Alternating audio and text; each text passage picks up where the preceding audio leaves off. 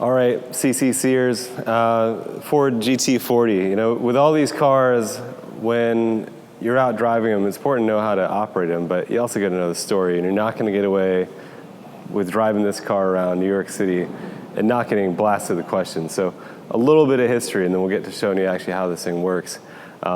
So this car, probably one of the most, if not the most famous car in motorsport history.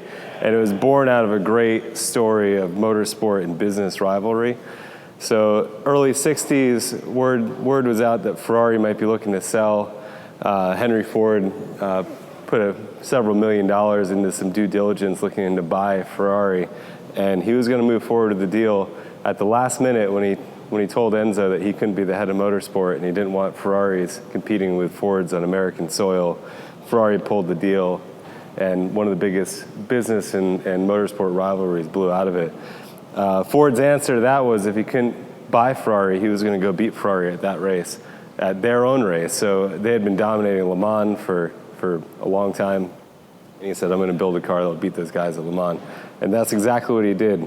Ford GT40, 1966, 67, 68, and 69, won Le Mans. And ours is paying homage. This is a replica, of course. We don't have the real one. It would be several millions, if not tens of millions of dollars. Ours is a replica of the chassis 1075 that won 2 years in a row, 68 and 69, in the Gulf livery. So a really important car, really awesome, motorsport history. And while it is a replica, it's built really true to the spirit of the original, same kind of motor and chassis. And it's as close as you'll ever get to driving one of these, multi-million-dollar 60s Le Mans cars. Especially on the road, it's an awesome experience. We'll take you a little closer and have a look and show you how everything works. Again, just a bit more about what it's got. People are going to say, what engine does it have? This has a built-up Ford Racing 302. The later cars in Le Mans were, 4.9 liters, so a 289. So it's, again, true to the spirit of the motor, the original car. Properly built, though, unlike most American V8s, this thing does rev a fair amount. It'll go, 6 or 6,500 RPM. It's got 4 two-barrel downdraft Weber carburetors on it, so you get this real kind of classic, vintage, clack sound when you get on the throttle. We'll hear that in a minute.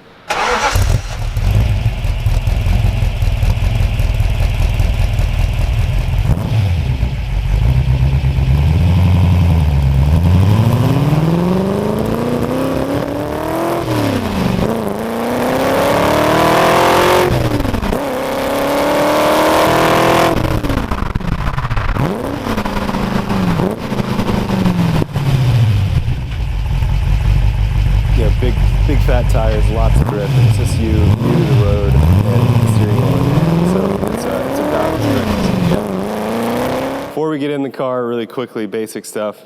Fuel caps on the outside. Just flip that up and go straight down the tank. There's one on each side. They are separate tanks. They need to be filled separately.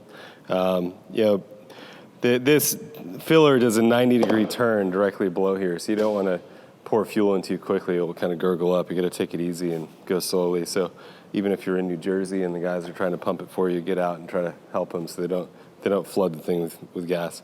Now we're going to take you inside and show you how everything else works. So this car, far and away, is going to be the most unique driving experiences you have at the club. With that, everything about it is a bit different, requires a bit of handling, and it's not the car to take the fiance for a romantic weekend away, to the beach. There's no luggage space. It's hard, fast, loud, uncomfortable. It's everything that makes a sports car good. This is the most extreme part of it. So take it on an occasion where you can just go out for a day, with a friend or someone who's really into this stuff and go driving some great roads up to Bear Mountain and bring it back. The weekend trip in this car would be a brave move. It can be done, but just know what you're getting in for.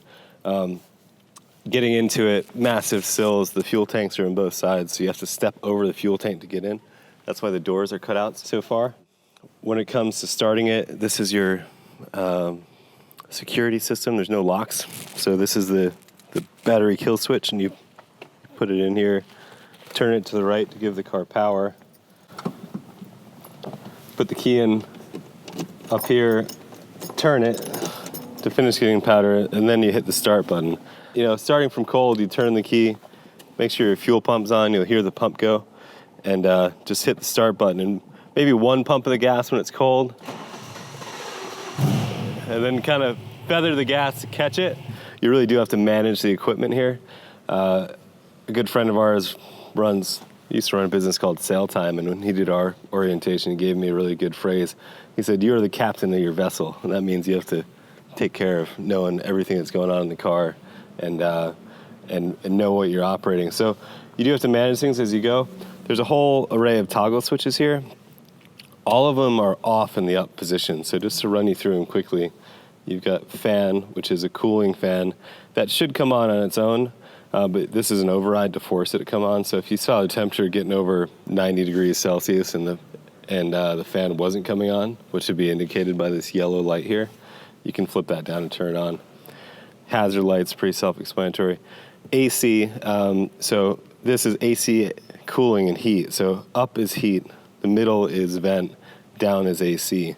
And then this dial here is to do the fan control, to blow the air around. AC works, it's actually really cold, but there's no regulation of temperature, so I find you'll put it on AC and you'll end up toggling back and forth between AC and vent just to manage the temperature. Lights, up is off, middle is parking, down is headlights. There's high beams and blinkers on the stock. Fuel, you have two separate fuel tanks, each with their own pump. So again, up is off, middle is the driver's side tank and pump, and down is the passenger side tank and pump. Without that on, you have no fuel, so you have to always be in the middle or down position when you're running the car. Wipers, different wiper speeds. Probably something you'll never have to use in this car because it's not something you want to be driving in the rain.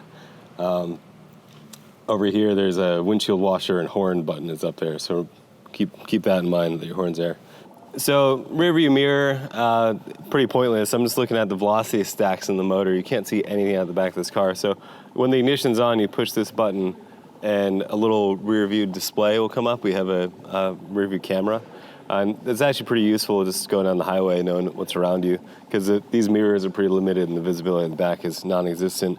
Gearbox, it's a 6-speed gearbox, normal H pattern. Reverse is up and to the left as well, and it's right next to first. So I find the best way to not end up accidentally reverse is to pull down into second first and then just go straight up. The clutch is like an on-off switch. It's a pretty heavy racing clutch, and there's basically no way to pull away smoothly. You just have to kind of commit to it, maybe give it a little feather to the gas just to keep it running. There's a few more things to keep in mind once it is running. The alternator is underdriven, so at idle, if you look at the volt gauge here, you have to be 12 volts or higher to be charging the battery. And at idle with some accessories on, this will drop down to 10. So the best thing to do if you do get stuck in some traffic, you're sitting at a stoplight for a minute, you always want to be thrown in neutral when you're in stop and go traffic anyways, and just give it a few revs once in a while to bring up the RPM and get some charge in the battery. It is possible to run the battery dead with the car running at idle, so you do have to manage that a bit. Once you're on the road and moving and you're up, in the higher RPMs, you'll be charging fine. It's not a problem, but it's deliberately underdriven so it won't burn up at higher RPM. That's about it, really. Take your time to get oriented with it. It's a lot of car to take in. It's going to feel really foreign, especially getting out of the city and traffic and tight corners and low visibility. But once you get out on the open road, it's actually a pretty nice car to drive. Everything's solid, direct. It doesn't shake around. You can manage it pretty well. But get yourself ready for it. Get in that motorsport spirit. Remember, this is a serious bit of equipment, so you want to be serious about how you approach driving it and be deliberate with everything you're doing. Nothing too abrupt. There's no traction control, no ABS, nothing to save you if you go wrong. So you really want to be smooth, brake the car in a straight line, get it settled, dial in steering, and only start squeezing on the gas when you can see your way out of the corner, and do only squeeze on the gas. This thing weighs probably something sub 2,500 pounds and has 450 horsepower V8 in the back. So if you do boot the throttle, even just quarter to half throttle quickly, it's going to step out the back end, and you don't want to be caught out with that. So respect the machinery and know what you're getting into, but enjoy it. It's going to be an awesome ride.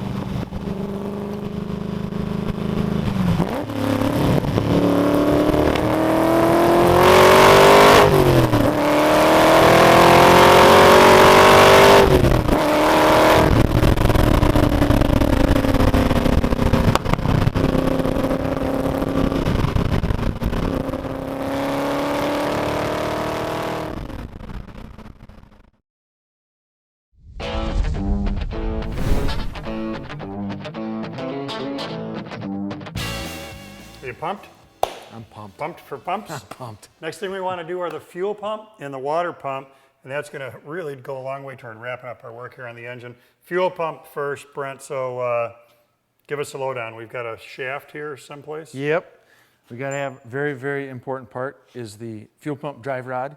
The way this thing works is it slides down into there, it rides on the cam, a cam lobe, moves up and down, pushing that, and that's what makes the fuel pump pump. So we got to put that in first. Take a little bit of assembly lube.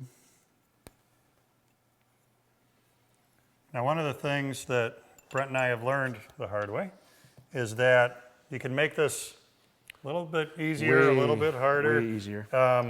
Of course, there's a lobe in there. So depending on the position of the lobe, that affects the position of that shaft. The more it's projecting out, the more it pushes on the bottom of the fuel pump. As this is in there, that lobe is pushing this way. And that's spring loaded. And that's spring loaded. So to get this, if this lobe is all the way up, we're going to push on this, we won't be able to line the bolts up. So what we want to do is make sure, just turn that engine over and make sure that It's not going to start, is it? I don't think so. It's like my old tractor. This is how I started it. So that it's going down. All right, right there is the lowest point on the cam lobe. So that's where we want to put this in, finish putting this thing together. So we need the plate.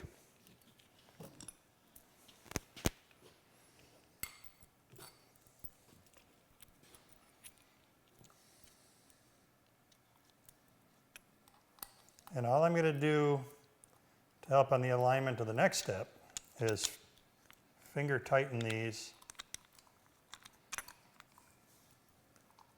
so that we have some wiggle room on that plate, because there's some adjustability there. So we want to make it easy to get those upper bolts in. It's all you.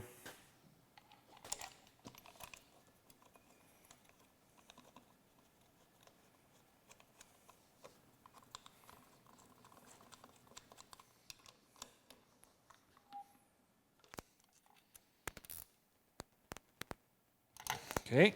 All right, let's do-si-do a little bit so we can get a good look at the front for the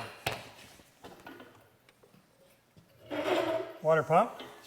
All right, and that's a pretty darn easy one. 4 bolts, 2 gaskets, 1 water pump.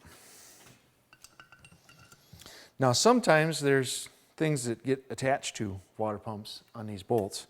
This particular case, there is not. So we're just going to put that in.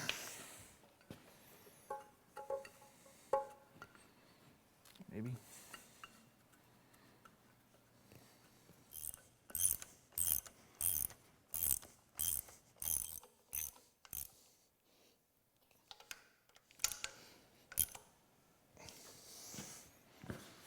Now, before we walk away, I hate to be obsessive compulsive, but this is killing me. So Well, they'll pop off. They just pop off and you straighten them out. Then we can realign them so that the I think heads are back in line with the valve cover itself, and it just looks a little cooler. Yep.